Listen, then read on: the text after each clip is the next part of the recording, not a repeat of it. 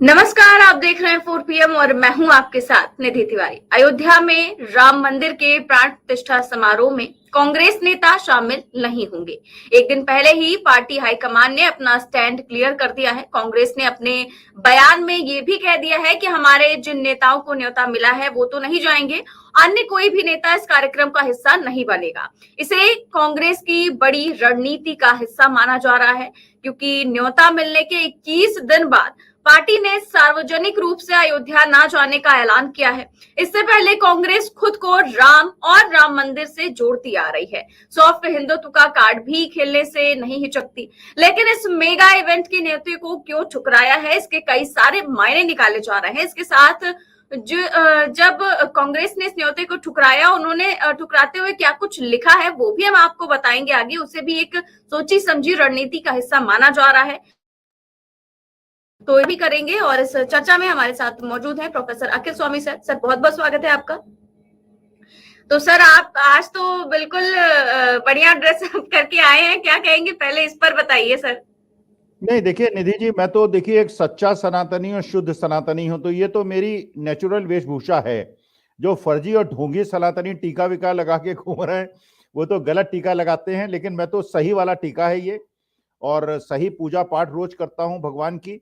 और मैं भगवान राम मेरे आराध्य हैं। और तो मैं तो जो मेरी वेशभूषा होनी चाहिए, अब मैंने निर्णय लिया है कि आपके कार्यक्रम में अब मैं इसी वेशभूषा में आया करूंगा।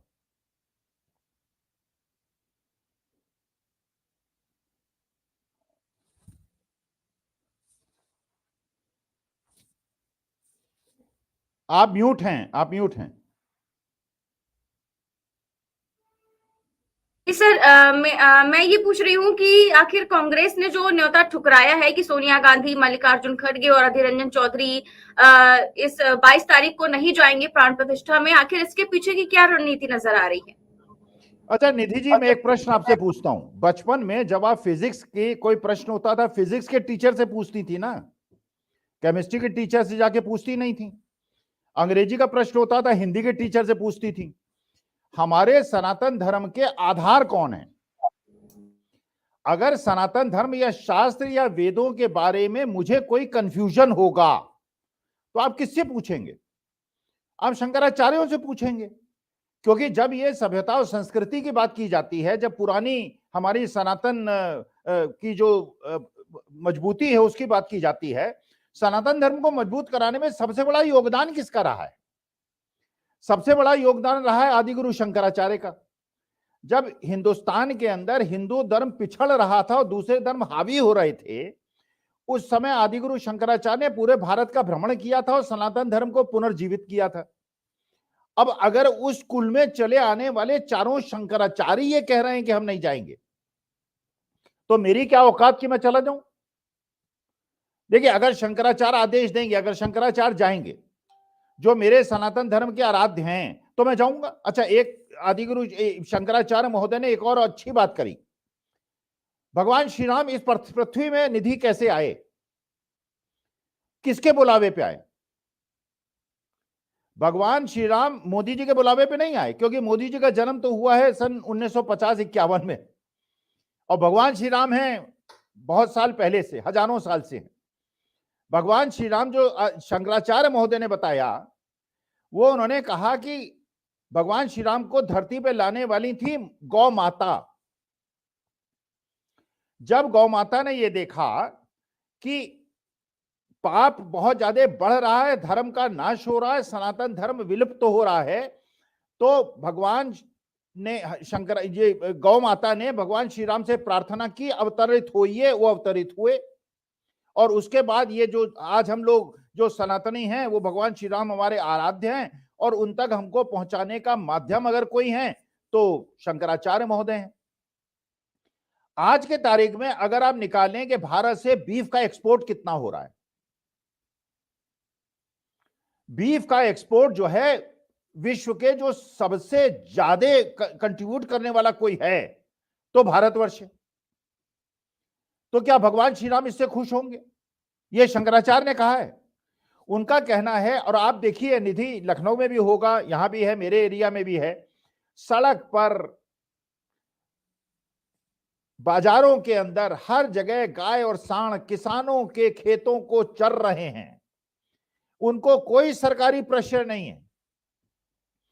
सरकार में किसानों से अगर आप बात कीजिए, वो बताते हैं कि जब वो जाते हैं गौशाला में, उनसे कुछ पैसा रखवा लिया जाता है और 2 दिन के बाद गाय फिर उनके दरवाजे पे खड़ी हो जाती है आके, उसे अपना रास्ता पता होता है।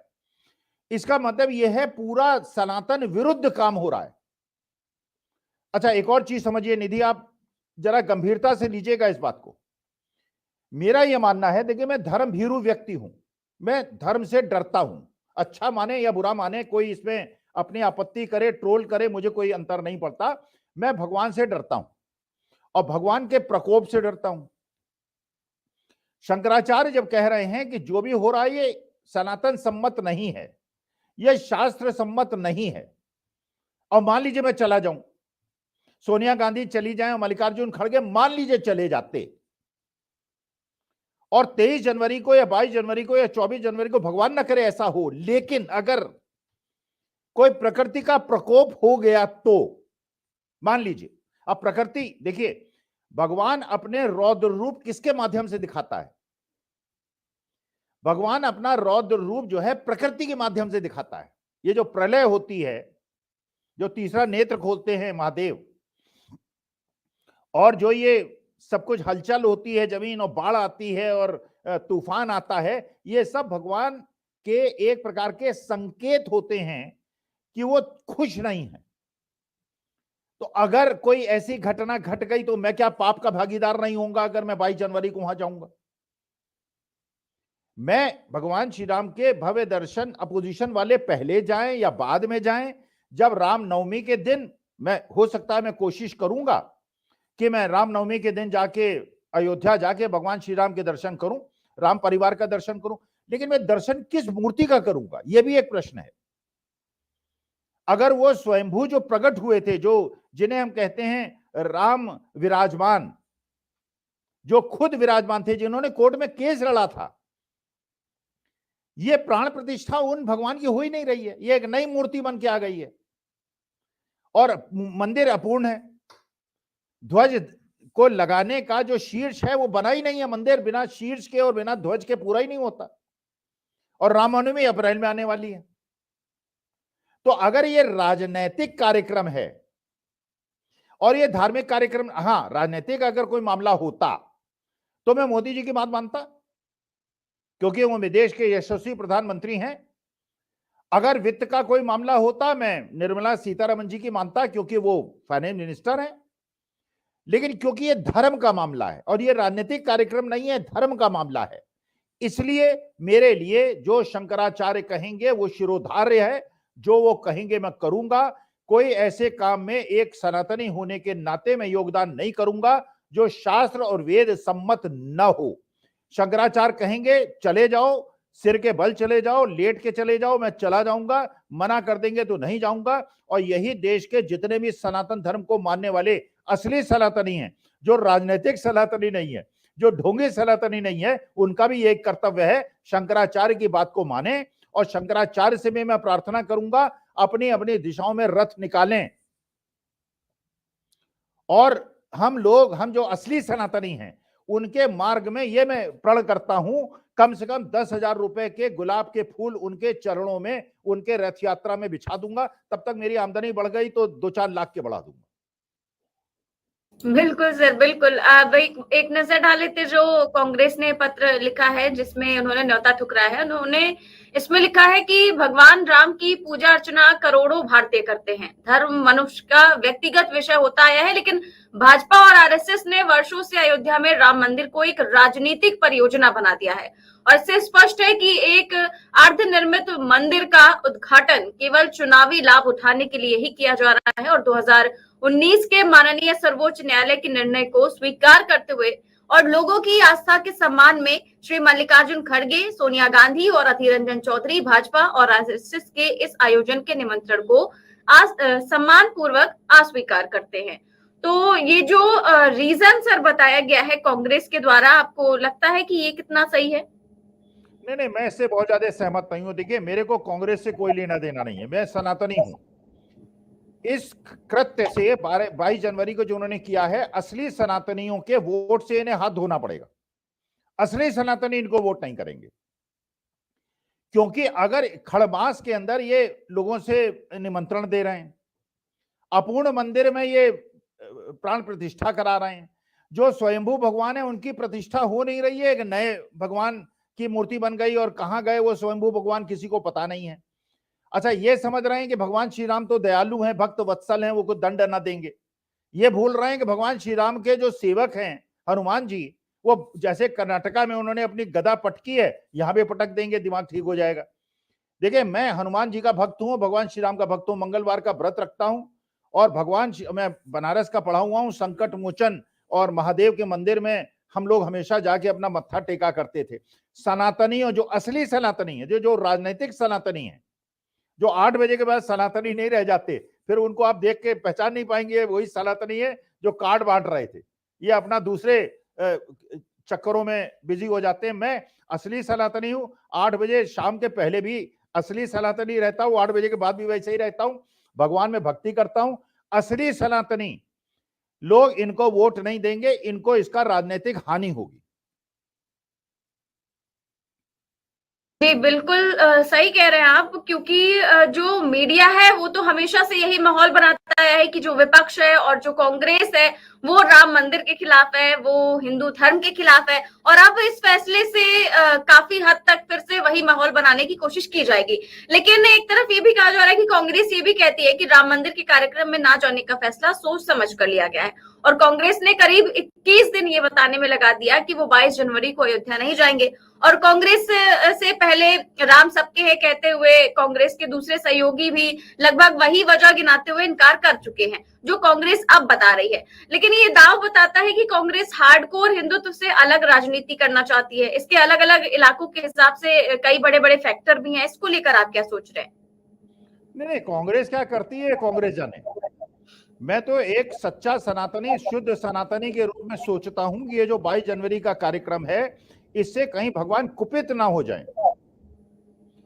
आज व्हाट्सएप पे, फेसबुक में शंकराचार्य के लिए जिस प्रकार के अपशब्दों का उपयोग हो रहा है, उससे मेरा सनातनी मना हाथ है। देखिए, कांग्रेस क्या करे, समाजवादी पार्टी क्या करे, इससे मैं राजनीतिक व्यक्ति नहीं हूं। मैं इस समय शुद्ध सनातनी के रूप में अपने विचार प्रकट कर रहा हूं। मेरी भावनाओं को ठेस पहुंची है जब ये शंकराचार्यों पे आघात कर रहे हैं, कह रहे हैं उन्होंने श्री राम मंदिर के लिए क्या किया। अरे, श्री राम मंदिर के लिए नहीं किया, उन्होंने शैव और वैष्णवों को मिलाने के लिए हजारों साल से युद्ध किया है शंकराचार्य ने, वरना शैव और वैष्णवों के अंदर हिंसात्मक युद्ध हुआ करते थे, आपको पता होगा। और शंकराचार्य शंकर को मानने वाले हैं। अब ये कह दिया इन्होंने, जो क्या नाम है उनका, चंपत राय जी ने, कि ये रामानंद संप्रदाय का है, ये शैव और वैष्णव और बाकी जो लोग हैं वो इसमें ना आए, मतलब ये हिंदुओं को बांटने में तुल गए। तो मेरे को देखिए, कांग्रेस की रणनीति वो जाने, असली मुद्दा है मेरे घर का जो भगवान श्री राम का मंदिर है, और हर हिंदू के घर में मंदिर है। मेरी पत्नी मुझसे ज्यादा खैर क्योंकि पूजा पाठ करती हैं, तो वो अगर आज जिस दिन कोई पूजा हो, असली पूजा हो, उस दिन वो अपने घर के मंदिर को नहीं छोड़ती, और आपकी भी मदद नहीं छोड़ती होंगी। कोई भी जो असली सनातनी है अपने घर के मंदिर को नहीं छोड़ेगा। लेकिन 22 जनवरी को कोई धार्मिक कार्यक्रम ही नहीं है, कोई तिथि ही नहीं है। अब कोई कहे रामनवमी के दिन, और आप दिवाली के दिन चले जाइए, दिवाली के दिन मेरा जो भगवान का मंदिर है उसमें पूजा नहीं होगी तो मंदिर अपूर्ण हो जाएगा और मेरी सेवा में कमी रह जाएगी। तो मैं एक सनातनी की तरह कह रहा हूं कि ये जो निर्णय है ये बिल्कुल सही है, ये सनातन सम्मत है, क्योंकि ये शास्त्र सम्मत है, क्योंकि ये शंकराचार्य द्वारा लिए गए निर्णयों का पालन है। और जो 22 जनवरी को जाएंगे वो शंकराचार्य का और शास्त्रों और वेदों का अपमान करेंगे, ऐसा मेरा मानना है।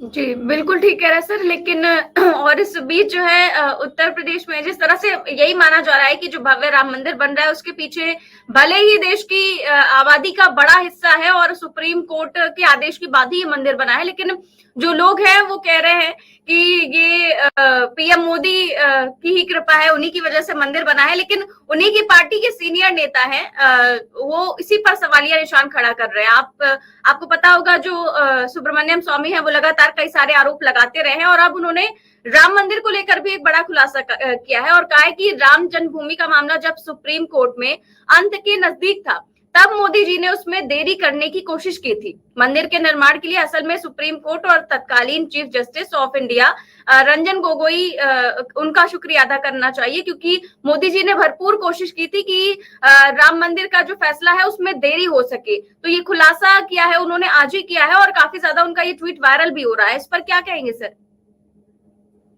नहीं, देखिए, असली मुद्दा यह है कि भगवान श्री राम का मंदिर बन गया। अच्छा, चलिए, 22 जनवरी को जो वहां जा रहा है, और एक आपके गोदी मीडिया के एक एंकर ने ये कहा, जब किसी ने कहा कि बीमार होगे तो मंदिर जाओगे या हॉस्पिटल जाओगे, उन्होंने कहा अगर मंदिर जाओगे तो हॉस्पिटल जाने की आवश्यकता ही नहीं पड़ेगी। ये सारे लोग एक कसम खाएं, एक शपथ लें, और बल्कि मैं तो निवेदन करूंगा हॉस्पिटल वालों से, अगर कोई भी ऐसा भक्त जो ये स्टेटमेंट देता है और इस चीज से सहमत है कि लोगों को शिक्षा की आवश्यकता नहीं है, शिक्षा को चिकित्सा की आवश्यकता नहीं है, और मंदिर बनाने से सब कुछ ठीक हो जाएगा। अच्छा, एक और चंपत राय जी ने एक बात कही थी कि विष्णु जी के अवतार है मोदी जी। अच्छा, चलिए, मोदी जी, मैं मान लेता हूं मोदी जी विष्णु का अवतार है, तो किसानों को एमएसपी दे दे। भाई, विष्णु जी के अवतार हैं तो उनको एमएसपी देने में परेशानी क्या है? अगर वो विष्णु के अवतार हैं तो ये जो वो योजना थी आपकी लाडली बहन योजना, वो 60 साल की बड़ी उम्र की औरतों के लिए बंद क्यों हो गया है? अगर विष्णु का अवतार है, 450 में सिलेंडर क्यों नहीं देते? अगर विष्णु का अवतार है तो 5 किलो केवल अनाज क्यों देते? उसके साथ मक्खन, उसके साथ पनीर, और उसके साथ घी, और उसके साथ शुद्ध घी का 1 किलो का डिब्बा, वो सब क्यों नहीं देते? विष्णु भगवान अगर आज अवतरित हो जाएं तो क्या इस प्रकार का जीवन मेरे देश के हिंदुओं को और मुसलमानों को और सिख और ईसाइयों को झेलना पड़ेगा? अच्छा, जब इस तरह की आप बात कर रहे हैं तो आपने वहां सिखों को क्यों नहीं बुलाया? एक सिख रिप्रेजेंटेटिव को क्यों नहीं गर्भगृह में बिठा रहे हैं? हिंदू धर्म को सब मानते हैं कि हिंदू धर्म की रक्षा करने में सिख गुरुओं का बहुत बड़ा योगदान था, और उनके गुरुबाणी है उसके अंदर भगवान श्री राम का बार बार वो आता है, प्रश्न आता है। तो आपने सिख गुरु को क्यों नहीं वहां बुलाया? किसी ग्रंथी को क्यों नहीं बुलाया? तो कभी आप पहले मुसलमानों को बाहर किया, फिर दलितों को बाहर किया, एक आदिवासियों को बाहर किया। गर्भगृह में जो 5 आदमी बैठ रहे हैं इसमें सब सवर्ण है, सब सवर्ण है, इसमें एक भी दलित नहीं है, और इसमें एक भी आदिवासी नहीं है, और इसमें सब राजनीतिक लोग हैं। तो ये राजनीतिक कार्यक्रम है, तो राजनीतिक कार्यक्रम में मैं क्यों जाऊं? मैं 21 जनवरी को चला जाऊंगा, या 24 जनवरी को चला जाऊंगा, या रामनवमी में चला जाऊंगा, या आगे पीछे चला जाऊंगा। मैं इनके राजनीतिक कार्यक्रम में अगर मेरे शंकराचार्य मना कर रहे हैं तो नहीं जाऊंगा। जी। और सर, शंकराचार्य ने ये भी कहा है कि हम शास्त्रों के विरुद्ध नहीं जा सकते, और ये जो भी कार्यक्रम हो रहा है वो नियमों का उल्लंघन है, शास्त्रों के विरुद्ध जाकर ये कार्यक्रम हो रहा है। और वो ये भी कह रहे हैं कि हमें अपने देश के प्रधानमंत्री की चिंता है कि उन्हें किसी तरह का प्रकोप ना झेलना पड़े, इसीलिए ये किया गया है। तो क्या सच में ये बिल्कुल शास्त्रों के विरुद्ध जाके हो रहा है? देख, मैं जब शंकराचार्य ने कह दिया और चारों शंकराचार्यों ने कह दिया, तो अखिल स्वामी कौन होता है उनकी बात में प्रश्न चिन्ह उठाने वाला? मैं तो देखिए सच्चा नसारांति नहीं हूं, तो जो शंकराचार्य ने कह दिया वो फाइनल वर्ड है। अगर कोई राजनीतिक मसला होता तो मोदी जी का वर्ड फाइनल वर्ड है, जुडिशरी का मसला होता चंद्रचूड़ साहब की बात फाइनल वर्ड होता, धर्म का मसला है इसमें शंकराचार्य का फाइनल वर्ड है। उन्होंने कह दिया, वो चिंतित हैं, वो केवल मोदी जी के लिए चिंतित हैं शंकराचार्य जी, मैं देश के लिए चिंतित हूं। अगर कोई पनौती टाइप की चीज हो गई मान लीजिए, तो कौन किसको दोष मिलेगा इसका? फिर तो शंकराचार्य की पूजा करने लगेगा पूरा हिंदुस्तान, पूरे पता चलेगा कि इलेक्शन में पूरा माहौल बदल गया। अरे जरूरत क्या है यार? जब एक अशुभ घड़ी है और शंकराचार्य धार्मिक गुरु कह रहे हैं कि अशुभ घड़ी है, तो ये पूजा कराने का मतलब क्या है? क्यों जबरदस्ती? कहीं ऐसा ना हो कि राजनीतिक लाभ लेने के चक्कर में राजनीतिक हानि हो जाए, अगर कोई दुर्घटना हो जाए, तब तो शंकराचार्य कहेंगे हमने सही कहा था। और दुर्घटना तो भगवान की माया है, जब चाहेंगे महादेव कुछ कर देंगे, और जब नहीं इच्छा होगा तो नहीं करेंगे। अगर मान लीजिए नहीं हुआ तो बहुत अच्छी बात है, अगर कुछ हो गया तो कितना राजनीतिक हानि होगी, मोदी जी को और बीजेपी को। सोचिए आप वक्त मोदी खा पाएंगे उस समय जब शंकराचार्य को बातों की अवहेलना कर रहे हैं आप? तो सही बात है सर। और एक और सवाल है आपसे कि आरजेडी के कृषि मंत्री का आज एक बयान सामने आया है। उन्होंने कहा है कि हम नौकरी बांट रहे हैं और बीजेपी अक्षत बांट रही है। और साथ ही उन्होंने दूसरा ये भी बयान दिया है कि हम जो आरजेडी है वो देश का सबसे बड़ा मंदिर बनाएगी।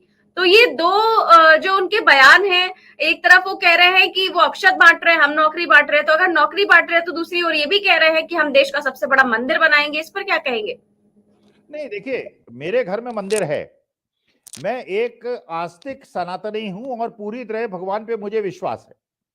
लेकिन हाँ, एक मैं इसके साथ एक शिक्षक भी हूं। मैं आईआईटी का पढ़ा हुआ भी हूं और मैं 21वीं शताब्दी में अपने देश को ले जाना चाहता हूं। मैं अपने देश के किसी भी युवा को बेरोजगार नहीं देखना चाहता। मैं अग्निवीर योजना से छुटकारा पाना चाहता हूं। मैं जो बस और ट्रक ड्राइवर्स ने जिस प्रकार से उनको परेशान किया गया, रो रो के उन्होंने अपनी पीड़ा व्यथित की, मैं उससे व्यथित हूं। मेरे देश के बच्चों को अच्छे चिकित्सालयों की जरूरत है और अच्छे एजुकेशन की जरूरत है, अच्छी नौकरियों की जरूरत है। मंदिर मेरे घर में है और मैं ये मानता हूं अगर 100 करोड़ हिंदू हैं, उसमें अगर मान लीजिए 80 करोड़ आस्तिक हैं, 80 करोड़ लोगों के घर में, चाहे झुग्गी में रहते हो, चाहे अट्टालिकाओं में रहते हो, जो बड़ी बड़ी कोठियों में रहते हो, मंदिर सबके घर में। तो मंदिर जब मेरे घर में है और भगवान ने, श्री कृष्ण ने खुद कहा, परमेश्वर मेरे दिल में निवास करते हैं, वो परब्रह्म है और मैं ब्रह्म हूं, मेरे उनके सीधे बीच का एक सीधा रिश्ता है। तो यही ब्रह्म जो है दलितों में भी है, आदिवासियों में भी है और ये मुसलमानों में भी है और सिख और क्रिश्चियंस में भी है। तो मैं तो भगवान श्री कृष्ण को मानता हूं। मैं किसी से परहेज इसलिए नहीं करता कि भगवान श्री कृष्ण को मानता हूं और सनातन धर्मी हूं। बिल्कुल सर, ठीक कह रहे हैं आप। और बहुत बहुत शुक्रिया सर आपका इस सार्थक चर्चा के लिए। तो आप देख रहे थे कि किस तरह से कांग्रेस ने ये न्योता ठुकराया है राम मंदिर इवेंट में जाने का। इवेंट इसलिए कह रही हूं क्योंकि जिस तरह से इसका राजनीतिकरण करने की कोशिश की गई है और पूरी तरह से इसको लेकर राजनीति हो रही है, तो कांग्रेस ने इसको लेकर साफ इनकार कर दिया है कि वो राम मंदिर उद्घाटन में नहीं जाएंगे। अब इसके पीछे की उनकी क्या रणनीति है ये तो वही जाने। फिलहाल कैसी लगी आपको ये चर्चा, हमें कमेंट बॉक्स में जरूर बताएं। साथ ही साथ चैनल को सब्सक्राइब करें और ज्वाइन भी करें। नमस्कार।